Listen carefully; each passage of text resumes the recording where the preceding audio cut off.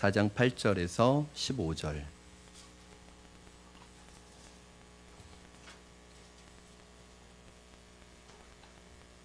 창세기 4장 8절에서 15절 말씀을 저와 여러분 한 절씩 교독하시고 마지막 15절 말씀은 합독해서 하나님 말씀 받겠습니다. 창세기 4장 8절입니다. 가인이 그의 아우 아벨에게 말하고 그들이 들에 있을 때에 가인이 그의 아우 아벨을 쳐 죽이니라.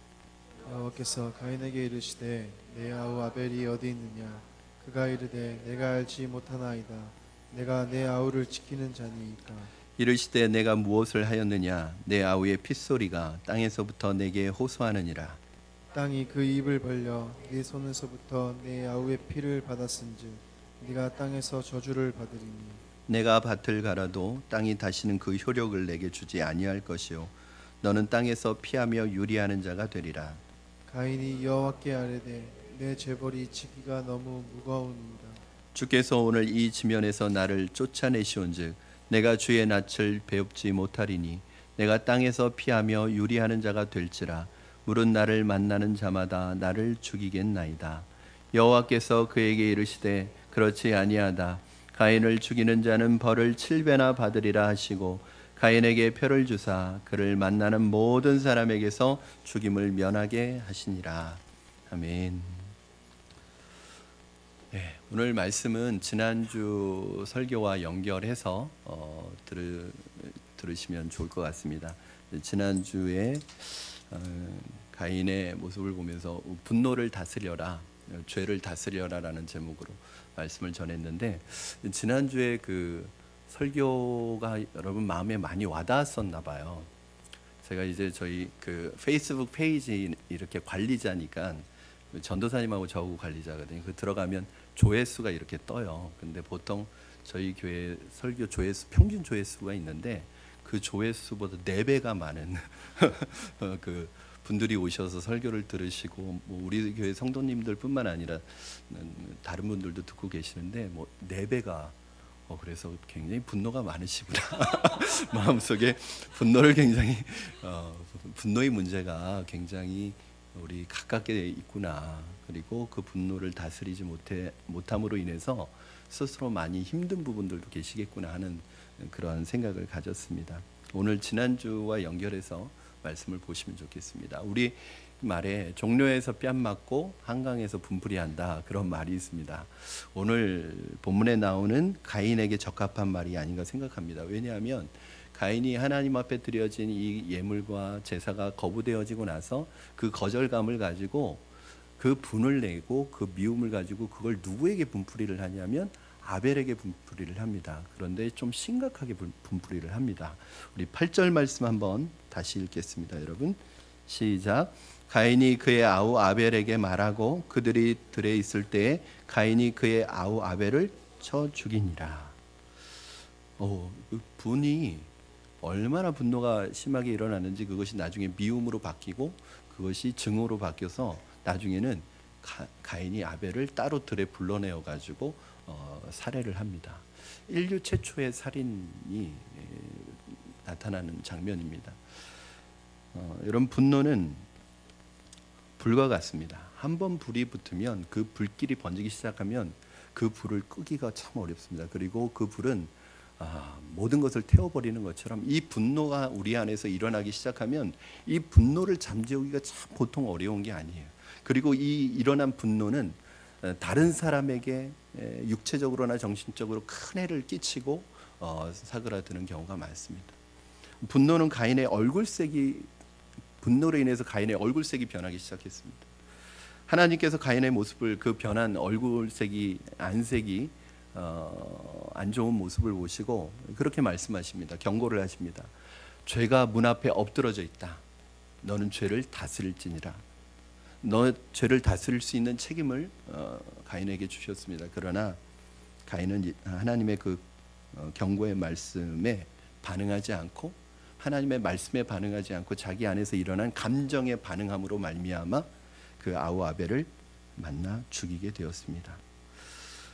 사람은 누구든지 실수를 할 수 있고 잘못을 저지를 수 있습니다. 실수했을 때 대부분의 사람들의 반응은 어떻습니까?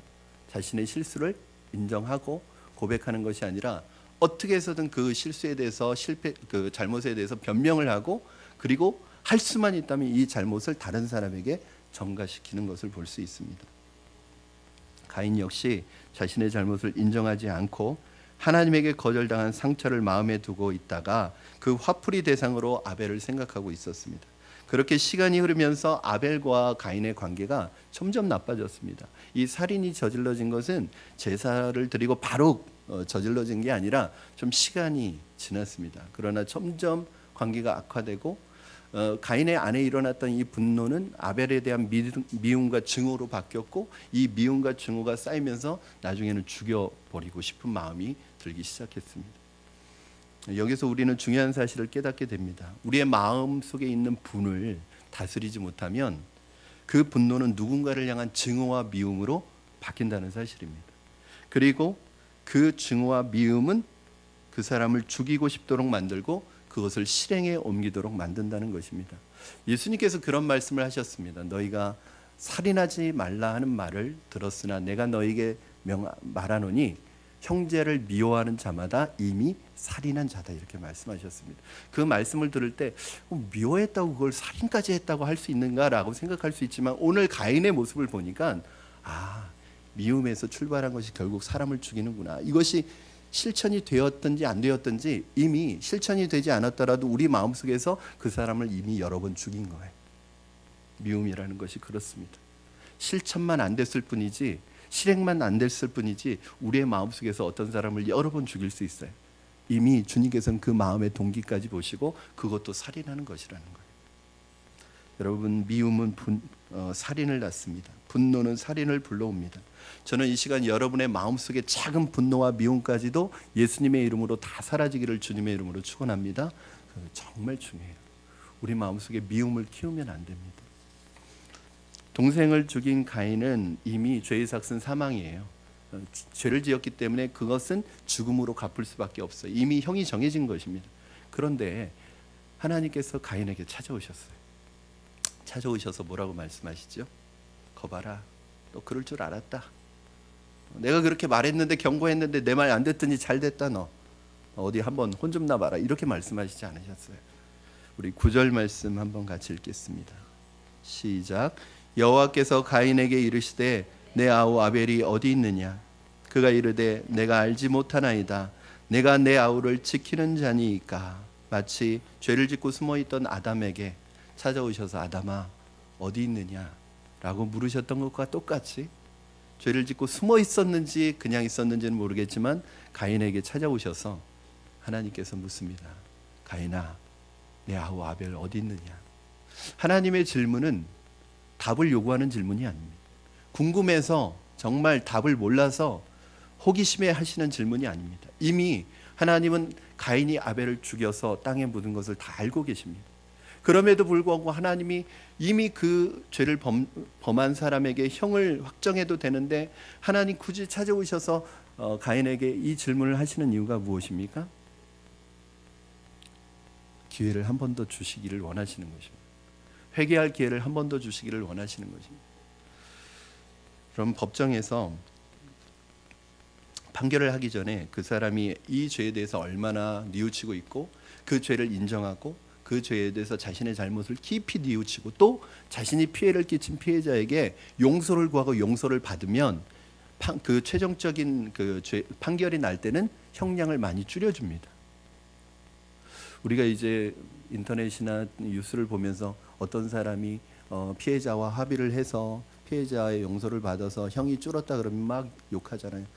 왜 그걸 줄여주냐고. 저런 사람은 그냥 감옥 속에서 나오지 못하게 해야 된다고. 막 그렇게 우리 굉장히 민감한 반응을 일으키잖아요. 근데 그것이 세상의 법이에요. 그래도 자신의 잘못을 진심으로 뉘우치고 피해자에게 용서를 구해서 용서를 받은 사람에게는 한 번 더 기회를 줄 수 있는 가능성이 있다는 거예요. 여러분, 세상의 법도 자신의 죄를 뉘우치고 용서를 구하는 사람에게 형을 줄여주는데 하물며 하나님의 마음은 더 말해서 무엇하겠습니까? 하나님께서는 판사로 지금 가인 앞에 있는 게 아닙니다. 여러분, 우리가 죄를 지었을 때 하나님은 판사로, 검사로 그냥 객관적으로 그냥 죄를 정하는 것이 아니라 부모님의 마음으로 우리의 죄를 바라보시는 거예요. 마치 죄를 지은 자식을 심판할 수도 없고 그렇다고 죄를 인정할 수도 없는 이 하나님의 마음. 하나님이 지금 가인을 부를 때 하나님의 마음은 찢어지는 거예요. 너무 가슴 아픈 거예요. 그 아픈 가슴을 가지고 가인에게 묻는 것입니다. 가인아, 내 아우 아벨이 어디 있느냐? 이 말은 가인아, 돌아와라. 회개하라. 내가 기회를 줄 때 용서를 구해라. 그 기회를 주시는 것입니다. 사랑하는 여러분, 하나님이 기회를 주실 때 돌아오시기를 주님의 이름으로 부탁을 드립니다. 하나님이 기회를 주실 때 여러분의 분노를, 죄를 다스릴 수 있기를 바랍니다. 하나님은 저와 여러분이 또 죄를 지었을 때 기회를 주고 계십니다. 더 이상 버티지 마시고 도망가지 마시고 속이지 마시고 솔직하게 주님 앞에 항복하시기 바랍니다. 그것이 사는 길입니다. 그런데 그때 가인은 이 하나님의 부르심 앞에, 질문 앞에 뭐라고 대답해요? 내가 알지 못하나이다. 내가 내 아우를 지키는 자입니까? 이렇게 얘기합니다. 가인은 하나님이 주신 마지막 기회마저도 헌신짝처럼 내팽개쳐 버립니다. 가인은 아담보다 더 나쁜 사람이에요. 아담은 죄를 지었을 때 하나님이 찾아가서 아담아 내가 어디 있느냐라고 물으시니까 손 들고 나와서 자신의 죄를 인정했습니다. 그런데 가인은 하나님의 이 기회 속에서도 자신의 죄를 인정하지 않습니다. 거기에서 더 나가서 하나님 앞에 따집니다. 내가 내 아우를 지키는 자입니까? 내가 내 아우를 지켜야 합니까? 내가 내 아우 어디 있는지 다 알아야 됩니까? 그렇게 하나님 앞에 따집니다. 그럼 우리의 죄를 감춘다고 죄가 없어지는 것은 아닙니다. 사람은 자기가 자기의 눈을 가리면 세상이 가려진다고 생각합니다. 내가 손바닥으로 내 눈을 가리면 해를 가릴 수 있다고 생각합니다. 내가 손바닥으로 눈을 가리면 세상을 가릴 수 있다고 생각합니다. 내가 내 죄를 감춘다고 감추어지는 게 아닙니다. 죄는 절대 감추어질 수 없습니다. 용서받지 않은 죄는 없어지지 않습니다. 세상에 있는 모든 것들은 다 썩지만 유일하게 썩지 않고 그대로 남아있는 것이 있는데 죄는 썩지 않습니다. 죄를 해결할 수 있는 유일한 길은 용서받는 거예요. 만약에 여러분 아무리 큰 죄도 우리가 예수 그리스도 앞에 보혈을 의지하며 나와 주님께 고백하고 자백하면 어떤 죄도 용서받을 수 있습니다. 그러나 아무리 작은 죄라고 할지라도 자신의 죄의 용서를 구하지 않으면 그 죄는 천년만년 남아서 계속해서 살아나게 되어 있습니다. 죄는 결코 없어지는 것이 아닙니다. 하나님은 오늘도 우리에게 계속해서 질문을 하십니다. 네 아내는 어디 있느냐? 네 남편은 어디 있느냐? 네 부모는 어디 있느냐? 네 자녀는 어디 있느냐? 네 친구 어디 있느냐? 네가 사랑하는 동료는 어디 있느냐? 그때 대부분의 사람들은 뭐라고 대답할까요? 가인과 똑같이 말합니다. 몰라요. 어디서 잘 살고 있겠죠. 저 살기도 바빠요. 내가 그런 것까지 꼭 알아야 됩니까? 여러분 이것이 우리의 대답이고 가인의 대답입니다. 이것이 무엇이냐면 관심이 없습니다. 하나님은 우리에게 관심이 많은데 우리는 우리에게 관심이 없습니다. 아내와 남편이 함께 한 집에 살고 있지만 그들의 마음이 천길만길 따로 가고 있는 부부가 있습니다. 그러면서 같이 밥 먹고 그러면서 같이 자면서 살아갑니다. 자녀가 죽을 만큼 힘들어도 부모가 관심 갖지 않으면 모를 수 있습니다. 우리 아이 학교 잘 다니고 있고 우리 아이 학원 잘 다니고 있으니까 아무 문제가 없을 것이라고 생각하지만 관심 가지고 그 마음을 들여다보지 않으면 그 마음에 얼마나 큰 고통이 있는지 모르고 지나칠 수가 있습니다. 그리고 나중에 깜짝 놀랍니다. 아니 너 그렇게 힘들었는데 왜 한 번도 말하지 않았니? 그럼 꼭 말로 해야 됩니다. 관심을 가지면 느낄 수 있습니다. 알 수 있습니다. 부모님이 점점 건강이 쇠약해져 가고 부모님이 점점 기력이 떨어지고 건강을 잃어가는데도 자녀들이 관심 갖지 않으면 부모님의 건강이 약해지는 것을 알 수 없습니다. 사랑하는 여러분, 저는 주님이 내 부모 어디 있느냐, 내 아내 남편 어디 있느냐 물으실 때 여러분 주님 앞에 대답할 수 있기를 바랍니다. 부모님에 대해서 관심을 가질 수 있기를 바랍니다. 자녀에 대해서 학업적인 관심뿐만 아니라 그 아이 내면을 들여다보고 그 마음에 관심을 가질 수 있기를 바랍니다. 아내와 남편이 지금 무엇 때문에 힘들어하고 무엇 때문에 고통당하고 무엇 때문에 어려워하고 말 못할 고민이 있는지 그것을 바라볼 수 있기를 바랍니다.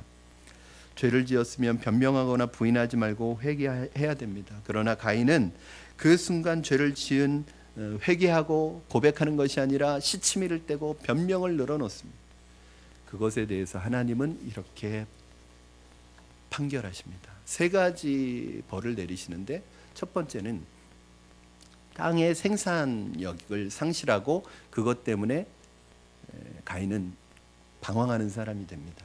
왜냐하면 평생 땅에서 농사지어서 살던 사람인데 땅에서 추수를 얻지 못하고 땅에서 소득을 얻지 못하니까 그 땅에서 살 수가 없는 거예요. 그래서 방황하기 시작합니다. 우리 10절에서 12절까지 제가 10절, 여러분 11절, 12절은 함께 읽겠습니다. 제가 10절 먼저 읽습니다. 이르시되 내가 무엇을 하였느냐 내 아우의 핏소리가 땅에서부터 내게 호소하느니라.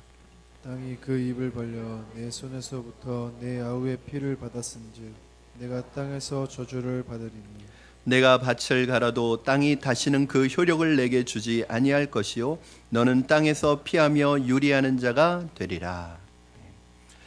가인이 아벨을 죽였을 때 그 피가 땅으로 떨어졌습니다.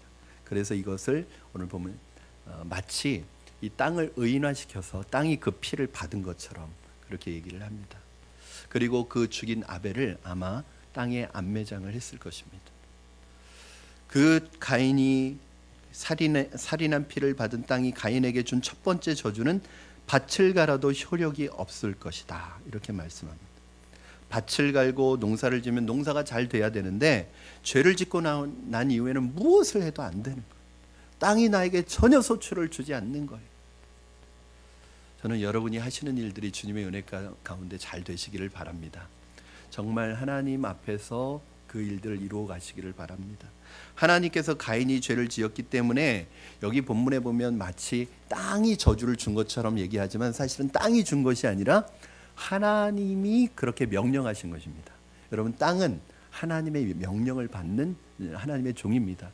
하늘과 바람과 이 모든 자연 만물들은 하나님의 명령을 받는 하나님의 종들입니다. 우리가 과학의 눈으로 이 바라보면서 과학의 모든 관점으로 이 자연을 관찰하고 연구한다고 할지라도 과학이 할 수 있는 것은 자연을 연구하고 관찰하는 것이지 발견하는 것이지 자연의 섭리를 바꿀 수는 없습니다. 그게 인간의 한계. 왜 자연의 섭리나 자연의 움직임이 인간의 말을 듣지 않죠? 하나님의 종이기 때문에 자연은 하나님의 명령에만 순종합니다.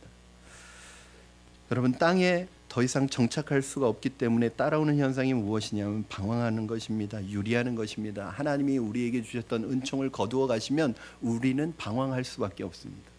평생토록 땅에서 농사를 지며 살아왔던 가인, 한마디로 농사꾼으로 잔뼈가 굵었던 이 가인이 땅에서 더 이상 소출을 얻지 못하고 땅이 더 이상 자기에게 소출을 줄 수 없음을 깨닫고 땅을 떠나야 되는데 이게 얼마나 고통스러운 일이에요, 여러분.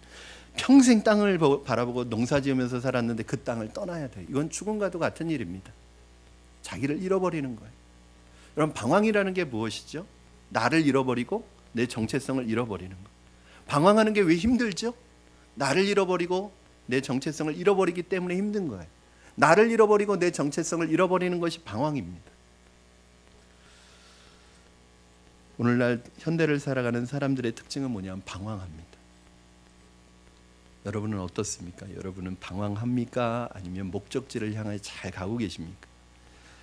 무엇인가 하루 종일 열심히 일하고 열심히 쫓아다니고 열심히 일하지만 그 삶에서 남는 것이 없습니다.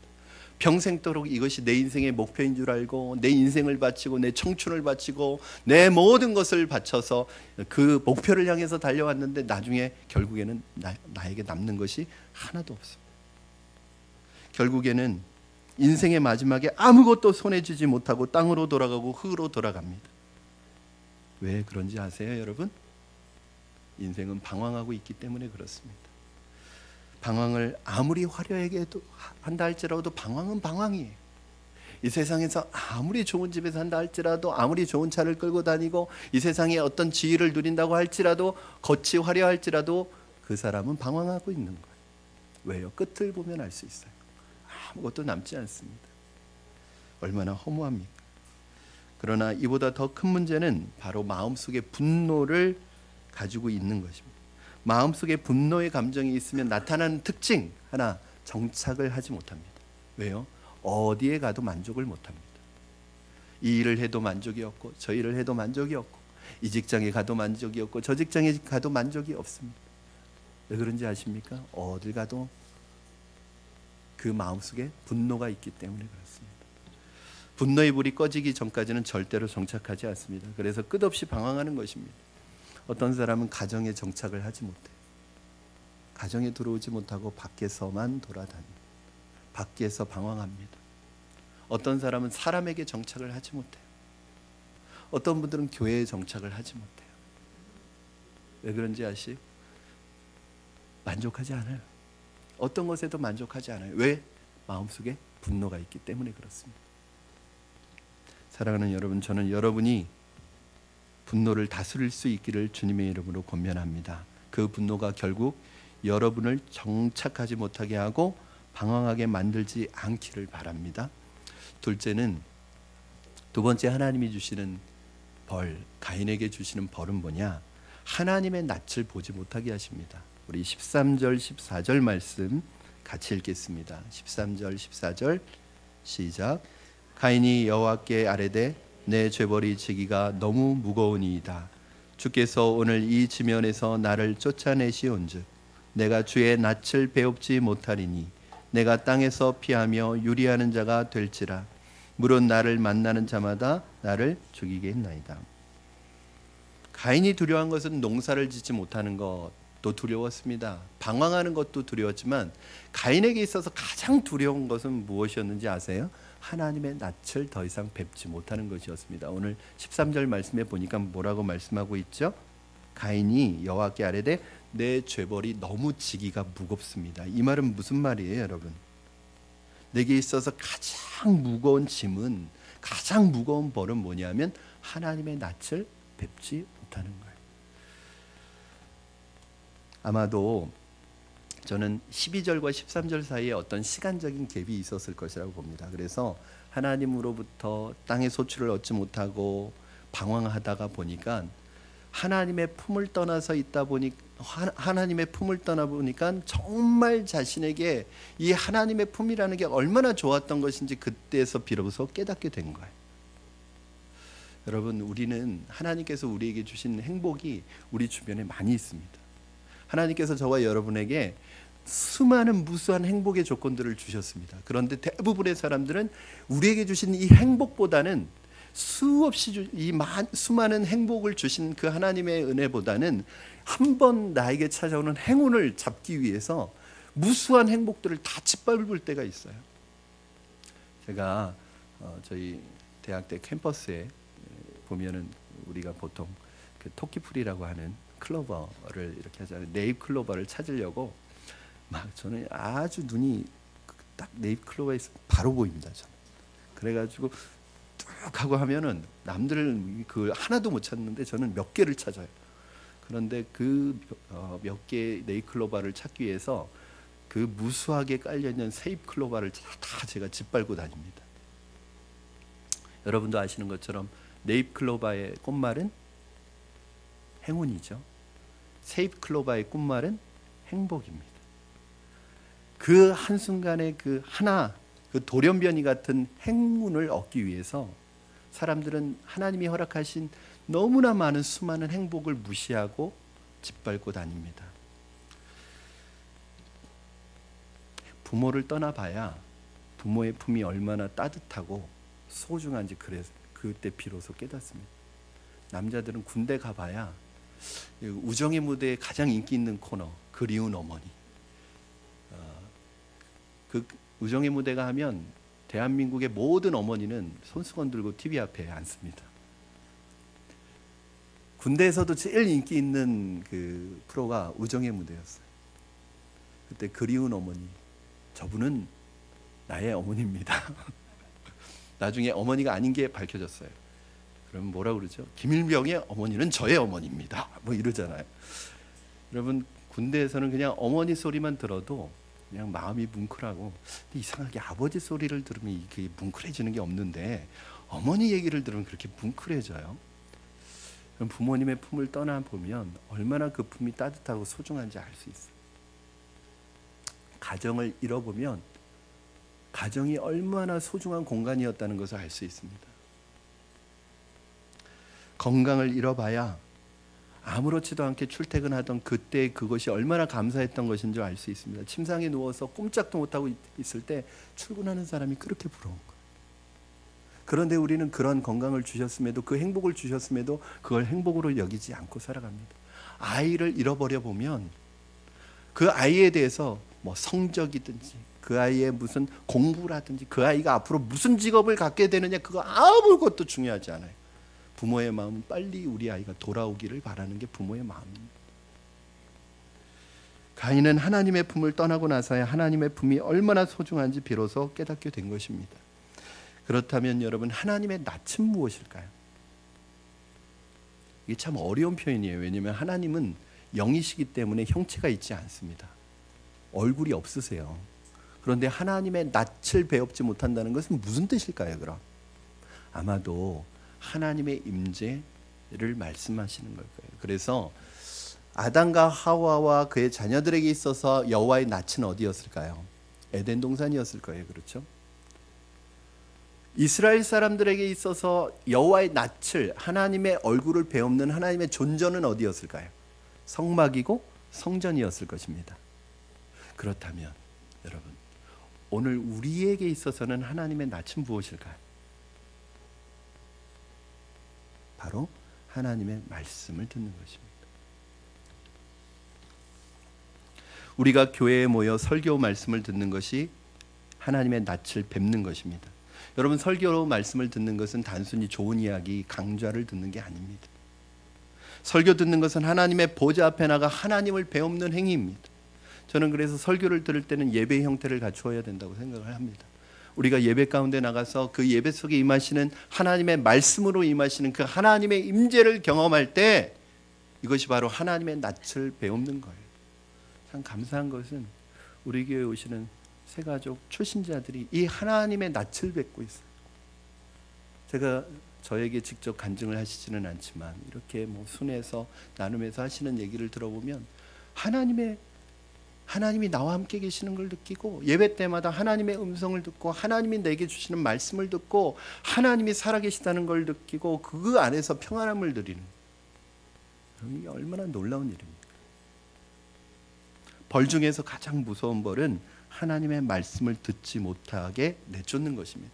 그래서 교회사 속에서 가장 무서운, 그 사람에 대해서 무서운 벌이 무엇이냐면요, 여러분, 설교를 들을 수 있는 권리를 박탈하는 거예요. 설교를 못 듣게 하는 거예요. 그것을 뭐라고 표현하는지 아세요? 설교를 듣지 못하도록 하는 것을 사탄에게 내어준다, 이런 표현을 합니다. 설교를 못 듣게 하는 벌인데 사탄에게 내어준다. 여러분, 하나님의 말씀을 들으면서 여러분 하나님과 동행하게 되는데, 만약에 여러분이 하나님의 말씀을 듣지 못하게 되면 그 다음부터 누가 얘기해요? 여러분에게 사탄이 계속 여러분의 귀에다 대고 속삭이고 말하는 거예요. 그러면 그 사람은 하나님의 원하시는 뜻대로 살아가는 게 아니라 사탄이 원하는 뜻대로 살아가는 사람이 되기 때문에 사탄에게 내어주는 결과가 되는 것입니다. 저는 우리 성도님들이 아무리 어렵고 힘들더라도 하나님의 말씀을 듣는 자리에 있기를 주님의 이름으로 축원합니다. 말씀을 빼앗기지 않기를 바랍니다. 하나님의 존전에서 쫓겨난 것이 무엇인가? 말씀을 들을 수 없을 정도로 바쁘게 만드는 것입니다. 계속 약속이 생깁니다. 주일에 말씀의 존전에 나아가려고 하면 동창들이 자꾸 불러냅니다. 결혼식이 생기고 갑자기 친구가 나오라고 하고 여기저기 행사가 계속 생깁니다. 1년 내내 행사 따라다닙니다. 그러다가 1년이 지나갑니다. 그것이 바로 하나님의 존전에서 쫓겨난 것입니다. 사업이 너무 잘 되고 주일에 물건이 들어오고 주일에 물건을 납품해야 하는 일이 자꾸 생기면, 그래서 하나님의 말씀에 들을 기회를 자꾸 놓치면 그것이 하나님의 존전에서 쫓겨나는 것입니다. 그게 무서운 거예요.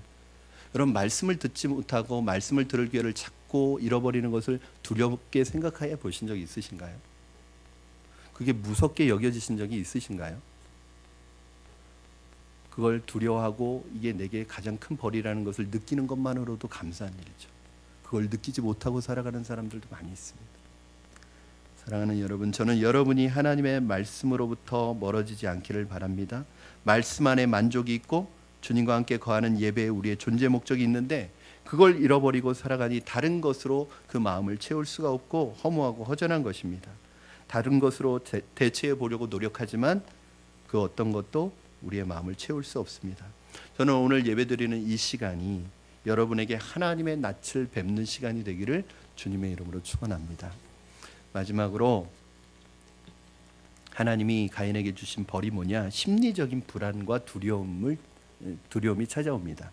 14절 말씀 여러분 같이 보시겠습니다. 14절 시작. 주께서 오늘 이 지면에서 나를 쫓아내시온즉 내가 주의 낯을 배웁지 못하리니 내가 땅에서 피하며 유리하는 자가 될지라. 무릇 나를 만나는 자마다 나를 죽이겠나이다. 하나님이 우리에게 있는 은혜를 거두어 가시면 나타나는 현상이 뭔지 아세요? 여러분, 불안과 두려움이 엄습합니다. 여러분, 이게 참 놀라운 거예요. 죄가 우리 안에 들어오기 시작하면 불안해지기 시작해요.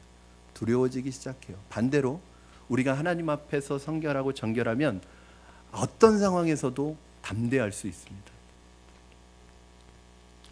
죄를 지은 사람은 누가 따라오지 않는데도 자꾸 따라오는 것 같아요. 죄를 지은 사람은 누가 계속 나를 죽일 것 같아. 죄가 있는 사람은 전화 벨소리만 들어도 깜짝깜짝 놀랍니다. 휴대폰에 모르는 전화번호 같으면 이게 누굴까 하고 전화를 못 받습니다. 두려워서. 그리고 멀리서 사이렌 소리를 울리면서 지나가는 경찰차만 봐도 나를 잡으러 오는 것처럼 두렵고 떨립니다. 그럼 만약에 이렇게 하루하루 불안과 두려움 속에 산다면 그 사람이 어떻게 되겠습니까? 그 사람이 제명까지 살겠습니까? 제명까지 못 살 거예요. 날마다 두려워. 어저께 이제 제가 믿지 않는 어떤 한 분을 만났는데 그분과 이제 얘기하는 도중에 이번 주에 요새 계속 갑자기 최근에 연세가 좀 있으십니다. 거의 이제 70이 다 되어 가시는데 갑자기 한 6kg가 살이 쭉 빠지시더라고요. 그래서 아무데도 이상이 없는데 살이 그렇게 갑자기 빠지더라고요. 그래서 이상하다, 이거 뭐가 있다, 이게 뭔가 있다. 그리고 큰 병원에 가서 검사를 받고 이제 지난 수요일이 검사 결과를 받는 날이었대요. 근데 월요일부터 계속 몸이 안 좋더라는 거예요. 막 심장이 막 뛰고. 그러니까 이 검사 결과를 앞두고 있으니까 정말 몸의 모든 이 기능들이 막 달라지더라는 거예요. 그래서 그때 그런 생각을 했대요. 야, 나 죽을 병인가 보다. 그리고 병원을 찾아갔대요. 검사 결과를 받으러. 아무 이상이 없대요. 괜찮대요. 그리고 나서 오니까 하나도 안 아프더래요. 그러니까 여러분, 사람의 불안과 두려움이 얼마나 그 사람의 건강을 해치고 육적으로, 정신적으로, 영적으로 피폐하게 만드는지 아시겠죠? 가인은 이렇게 얘기합니다. 나를 만나는 자마다 나를 죽이겠나이다. 여러분, 이 말이 얼마나 잘못된 말이에요. 이런 말은 할 수 있어요. 누가 나를 죽일지도 모릅니다, 주님.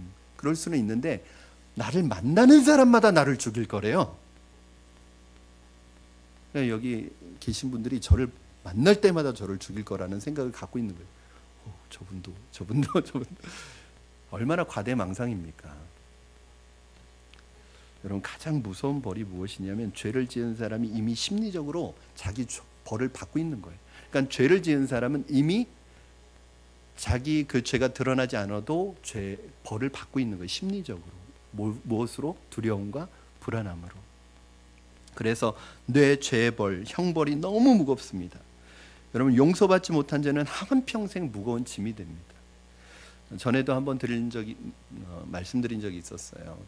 미국에서 한 사람이 사람을 죽이고 도망 다니기 시작했습니다. 그리고 정말 아주 장소를 옮겨가면서 도망 다녀서 이제 공소시효를 이제 얼마 남지 않았어요. 이제 조금만 참으면 자기의 법적으로 형벌을 받을 수 있는 그런 근거가 없어지는 공소시효 기간이 다 채워집니다. 그런데 이 사람이 어느 날 공소시효를 하루 남겨놓고 하루 전날 경찰서에 자수를 했다는 거예요. 하루만 참으면 이제 그 사람의 죄는 법으로 어떻게 할 수 없는데 하루 남겨놓고 자수를 했다는 거예요. 물어봤답니다. 왜 하루만 견디면 되는데 자수를 하셨습니까? 그때 그 사람이 그런 말을 하더라는 거예요. 나는 그 죄를 짓고 그 다음 날부터, 그날부터 나는 매일 감옥 속에서 살았습니다. 누가 나를 잡으러 오지 않을까? 누가 나를 붙들어 가지 않을까? 누가 나를 죽이지 않을까? 누가 나를 원수 갚지 않을까? 그러니까 매일매일 불안과 두려움에서 사실은 자기는 창살 없는 감옥에서 15년 동안을 살았다는 거예요. 아무도 그를 잡아놓지 않았습니다. 그런데 그는 이미 감옥에 살고 있었고 벌을 받고 있었어요. 그래서 이 사람이 이 공소시효가 끝나고 더 이상 나를 법적으로 처벌할 수 없게 되면 나는 아마 죽을 때까지 그 감옥에서 살 거라. 그 불안과 두려움에서 살게 될 거라고. 그래서 차라리 내가 저지른 죄에 대해서 처벌을 받고 형을 다 채우고 그래야지 내가 이 감옥에서 해방이 될 수 있을 것 같다고. 그리고 자수를 했답니다. 그렇습니다. 여러분, 이 사람뿐만이 아닙니다. 모든 인간은 이런 상태에 있습니다. 죄를 용서받지 못한 상태에서 계속 살아야 하는 것이 인간의 문제입니다. 하나님께서 죄 지은 인간을 창살 없는 감옥에 가두어 두셨습니다. 이 세상의 수많은 사람들은 지금도 이 세상 자체가 창살 없는 감옥입니다. 창살 없는 감옥, 양심의 감옥 속에 갇혀 있습니다. 오늘날 인간들이 창살이 보이지 않는 감옥에서 종신형을 살고 있습니다. 세상이라는 이 창살 없는 감옥에서 태어나서 그 감옥에서 지내다가 그 감옥에서 죽음을 맞이하고 그렇게 갑니다. 그럼 교도소에 요즘에는 공장도 있고 일할 수 있는 공간들이 많이 있어요. 왜 그걸 만들어 놨을까요? 교정 목적이겠죠. 그리고 나중에 이 사람들이 사회에 나가서 사회에 빨리 적응할 수 있도록 기술들을 다 익히게 합니다. 그런데 꼭 그것이 기술적인 면만을 얘기하는 것이 아닙니다. 죄를 짓고 두려움과 불안 가운데 있는 사람들을 가만히 놔두면 미칩니다. 뭐라도 하지 않으면 불안한 거예요. 뭐라도 하지 않으면 두려운 거예요. 그래서 그 일을 하면서 마음에 두려움과 평정을 찾도록 만들기 위해서 그 일을 하는 것이지 그것이 꼭 기술을 가르쳐 주는 게 목적이 아닙니다. 오늘날 사람들이 바로 그렇습니다. 이 창살 없는 세상이라는 감옥 속에 사는 사람들은 늘 불안하고 두려워요. 그러니까 뭐든지 자꾸 하려고 그러는 거예요. 가만히 있지를 못합니다. 왜요? 가만히 있으면 미칠 것 같아요. 가만히 있으면 두려워요. 가만히 있으면 내가 뭔가 큰일 날 것 같은 거예요. 그래서 뭐 이 일도 해보고 저 일도 해보고 그냥 가만히 있지를 못합니다. 요즘 감옥이 좋아져서 감옥 안에 텔레비전도 있고 냉장고도 있답니다. 게다가 검정고시도 감옥에서 볼 수 있답니다. 여러분, 여러 가지 좋은 물건 갖춰놓고 좋은 대학 나왔어도 마치 감옥 안에서 검정고시를 보는 것과 같습니다. 아무리 좋은 게 갖추어져 있어도 그곳에 모든 것이 다 있어도 그곳은 감옥입니다. 이 세상에서 아무리 좋은 직장에 다니고 좋은 대학을 나오고 좋은 일을 하고 있고 연봉이 높은 일을 하고 있고 세상에서 성공했어도 그곳은 감옥입니다. 여러분, 예수 그리스도 안에서 해방되시기를 주님의 이름으로 축원합니다. 예수 그리스도 안에서 죄사함 받고 해방의 기쁨을 누려야 합니다. 양심이 이렇게 예수님 때문에 해방된 사람들의 특징이 뭐냐? 이 양심의 감옥에 갇혀 있는 사람들은 뭘 해도 불안하고 뭘 해도 두려워요. 그래서 이것저것 해보고 이것도 해보는 거예요. 뭐 목적이 있어서 하는 게 아니라 불안하고 두려워서 하는 거죠. 그러나 양심의 해방을 맛본 사람들의 특징은 무엇이에요? 그냥 삶 자체가 기쁨이고 희열입니다. 하루하루가 기적입니다. 오늘 하루 눈을 뜨면서 햇살이 비치는 것을 보면서 그렇게 하나님 앞에 감사합니다. 하나님, 내가 오늘도 살아있군요. 하나님, 오늘도 나에게 시간을 주셨군요. 오늘 하나님 감사합니다. 하나님께서 연장시켜 주신 이 하루의 생명을 멋지게 살아가겠습니다. 그렇게 기도하고 믿음으로 나갈 거예요. 일을 못해서 조바심 내고 무엇이든지 하지 않으면 불안해하는 것이 가인의 뿌려놓은 죄의 결과입니다. 사랑하는 여러분, 저는 여러분이 이런 해방의 은혜, 죄로부터 자유의 은혜를 누리시는 분들이 되기를 주님의 이름으로 축원합니다. 너무 불안해하지 마십시오. 아직 직장을 구하고 있는 것 때문에 너무 불안해하지 마십시오. 여러분, 그 일을 하기 때문에 여러분이 소중한 것이 아니라 여러분 존재 자체로 소중한 분들입니다. 지난번에 제가 그런 말씀 드린 적 있죠. 우리 교회는 정말 초신자부터 아주 훈련된 리더들까지 다 계십니다. 교회 훈련된 리더들은 정말 헌신적으로 교회를 섬기고 있습니다. 자기의 시간과 힘과 물질을 들여서. 이제 교회 처음 오신 분들은 정말 걸음마부터 배우고 있습니다. 모든 분들이 교회 일을 하는 건 아닙니다. 그런데 저는 교회 일을 헌신적으로 교회를 하는 분들도 소중하지만 교회에 출석만 하는 분들도 굉장히 소중합니다. 저는. 왜요? 그분이 무슨 일을 해서 중요한 게 아니에요. 그분이 하나님의 자녀이기 때문에 중요한 거예요. 여러분 집안에 아이가 있을 때 아이가 무슨 여러분에게 경제적인 이득을 가져다 줍니까?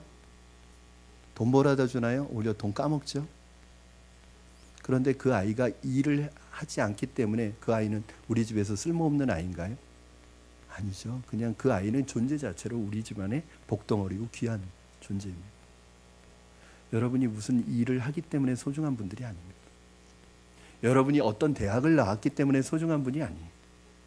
여러분이 사회에서 어떤 위치에 올랐기 때문에 소중한 분이 아니에요. 그냥 여러분 존재 자체가 소중한 분들이에요. 그러니까 여러분 그것 때문에 너무 위축되지 마십시오. 내가 뭘 하고 있지 못하는 것 때문에 너무 절망하지 마십시오. 그것 때문에 내 정체성을 잃어버리면 저는 확실합니다. 속도가 아니라 방향이 중요하다. 지금 그 방향을 정하고 있는 거예요. 너무 마음에 조급해하지 마시고 믿음으로 하나님께서 내게 주신 이 하루하루를 기적이라고 생각하고 소중하고 믿음으로 살아가신다면 하나님께서 반드시 저와 여러분을 아름다운 길로 인도해 주실 줄로 믿습니다. 이렇게 자신의 죄로 인하여 두려워 떨고 있는 가인에게 하나님께서 마지막으로 말씀하십니다. 우리 15절 말씀 여러분이 읽어주시기를 바랍니다. 시작. 그렇지 아니하다. 가인을 죽이는 자는 벌을 7배나 받으리라 하시고 가인에게 표를 주사 그를 만나는 모든 사람에게서 죽임을 면하게 하시니라. 아멘. 하나님께서 가인이 누구에게 죽지 않을 것이라고 말씀하시고 가인에게 표를 주셨습니다. 이 표는 하나님께서 이 세상에서 살 수 있는 기회를 주시고 죽이지 말라는 표시입니다. 그렇다면 이 표가 구체적으로 어떤 표일까요? 이제 이걸 가지고 또 궁금한 분들이 많아요.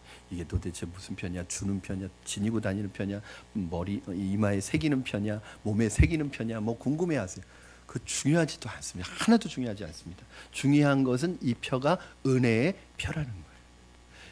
그 표 자체가 가인을 보호하는 것이 아니라 그 표가 하나님이 주셨다는 것이 중요한 거예요. 사랑하는 여러분, 이 표에는 하나님께서 앞으로도 가인에게 뿐만 아니라 가인과 같이 죄인에게 어떤 표시를 주셔서 그들이 멸망하지 않게 하겠다는 의미가 이미 포함되어 있는 것입니다. 그 표시가 무엇인가? 바로 어린 양의 피입니다.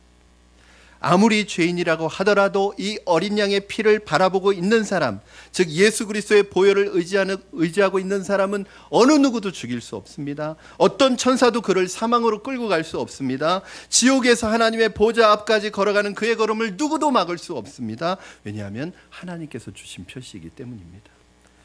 죄를 지은 가인에게 하나님이 표를 주시고 죽음을 명쾌 해주셨습니다. 이것이 바로 하나님의 은혜입니다. 저와 여러분은 죽을 수밖에 없는 죄로 인해서 죽을 수밖에 없는 죄인이었지만 하나님께서 독생자 예수 그리스도를 보내주셔서 저와 여러분을 위해서 피를 흘리게 하시고 그 보혈로 그 아들을 믿는 자에게 하나님의 자녀가 되는 권세를 주실 뿐만 아니라 하나님의 나라의 유산을 우리에게 주시겠다고 약속하신 언약의 표시입니다. 사랑하는 여러분, 오늘 우리 모두 진정한 피난처가 되시고 우리의 피할 바위가 되시며 도피성이 되시는 그 주님께로 달려가시기를 주님의 이름으로 축원합니다. 하나님께서 예수 그리스도를 통해 우리에게 주신 그 은혜의 표시를 몸에 지니고 은혜로 살아가시는 여러분 되시기를 주님의 이름으로 축원합니다. 우리 이 시간에 같이 찬양하며 기도하며 나가도록 하겠습니다. 하나님의 은혜가 아니었다면 우리는 가인의 인생을 살아갈 수밖에 없는 방황하고 방랑자의 인생을 살아갈 수밖에 없는 우리인데 주님의 은혜가 오늘 우리 안에 시작되었습니다. 그 주님의 능력으로 죄와 사망으로부터 자유함을 얻게 되었습니다. 그 주님의 은혜, 한량없는 주님의 은혜 붙들고 믿음으로 살아가기를 원합니다. 이 마음으로 우리 찬양 하나님 앞에 올려드리겠습니다.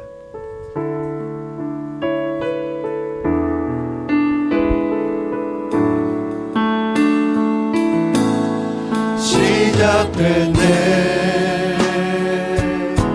우리 주님의 능력이 나의 삶을 다스리고 새롭게 하네. 자유하네. 죄와 사망으로부터 나의 삶은 변하거나 충만하네. 시작됐네. 우리 주님의 능력이 나의 삶을 다스리고 새롭게 하네. 자유하네.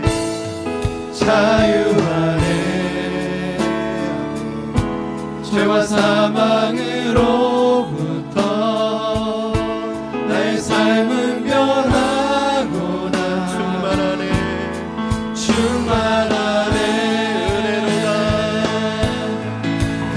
은혜로다. 주의 은혜 한량 없는 주의 은혜 은혜로다. 주의 은혜 변함없는 신실하신 주의 은혜 은혜로다. 은혜로다. 주의 은혜 한량없는 주의 은혜 은혜로다. 주의 은혜 변함없는 신실하신 주의 은혜. 우리 이 시간에 오늘 주님 앞에 믿음으로 기도하며 나갈 때 주님께서 기회를 주시고 우리를 부르실 때 여러분 지체하지 아니하고 주님 앞에 나가 우리의 마음과 우리의 연약함을 고백하며 나가기를 원합니다. 주님께서 기회를 주실 때 하나님 앞에 나가 회개하고 자복하는 우리가 되게 하여 주시옵소서. 하나님 무엇보다도 하나님 말씀에서 떠나지 않게 하여 주시고 하나님의 존전에서 떠나지 않게 하여 주시고 어떠한 상황과 환경으로 하나님 말씀을 듣지 못하게 하는 상황이 올지라도 말씀 붙들고 믿음으로 나아가게 하여 주시옵소서. 예수 그리스도의 보혈의 은혜를 오늘 의지하기를 원합니다. 가인의 인생을 살아갈 수밖에 없는 우리를 예수 그리스도의 보혈로 새롭게 구원하셨사오니 오늘 그 주님의 보혈을 힘입어 믿음으로 나아가 하나님의 존전에 나아가 하나님의 얼굴을 배웁게 하여 주시옵소서. 우리 이 시간에 간절한 마음으로 주신 말씀 붙들고 기도하며 나가겠습니다. 살아계셔서 역사하시는 하나님 아버지 감사합니다. 오늘 이 시간 하나님 우리 가운데 임하신 하나님을 찬양합니다. 하나님께서 우리에게 기회를 허락하여 주시되 더 이상 지체하지 아니하고 믿음으로 나가 주님 앞에 무릎 꿇고 자복하고 회개하게 하여 주시옵소서. 우리의 연약함을 아시고 우리를 부르시는 주님 앞에 있는 모습 그대로 우리를 내려놓게 하여 주시옵소서. 하나님 무엇보다도 말씀의 자리에서 떠나지 않게 하여 주시고 말씀의 은혜 가운데 거하게 하여 주셔서 날마다 하나님의 말씀 안에서 하나님의 낯을 배우게 하여 주시고 하나님의 음성을 듣게 하여 주시옵소서. 오늘도 하나님께서 우리에게 특별한 은혜를 허락하여 주셔서 예수 그리스도의 보혈의 힘을 의지하여 나가게 하여 주셨사오니 아버지 우리 인생의 진정한 해방과 자유의 기쁨을 누리며 살아가게 하여 주시옵소서. 예수 그리스도의 은혜로 보혈로 용서받은 우리의 인생이 날마다 주의 은혜를 누리며 살아가는 인생 될 수 있도록 축복하여 주시고 역사하여 주시옵소서. 살아계신 하나님 아버지 예수 그리스도의 보혈로 말미암아 가인의 인생이 아니라 하나님의 자녀의 삶으로 우리를 옮겨주신 그래서 해방과 자유의 기쁨을 맛보게 하시는 하나님을 감사합니다. 하나님 오늘도 우리에게 주어진 하루하루의 삶이 주님의 말씀 앞에 나아가는 삶이 되게 하시고 말씀과 동행하는 삶이 되게 하셔서 날마다 주님의 그 존전 앞에 얼굴을 베없는 삶을 살아가게 하여 주시옵소서. 하나님께서 기회 주시고 우리를 불러주실 때 더 이상 지체하지 아니하고 하나님 앞에 나가 하나님의 품에 안길 수 있도록, 하나님께서 주시는 기회를 다시 한번 내 것으로 만들 수 있도록 우리에게 지혜와 겸손한 고백을 허락하여 주시옵소서. 감사하며 예수님의 이름으로 기도드리옵나이다. 아멘.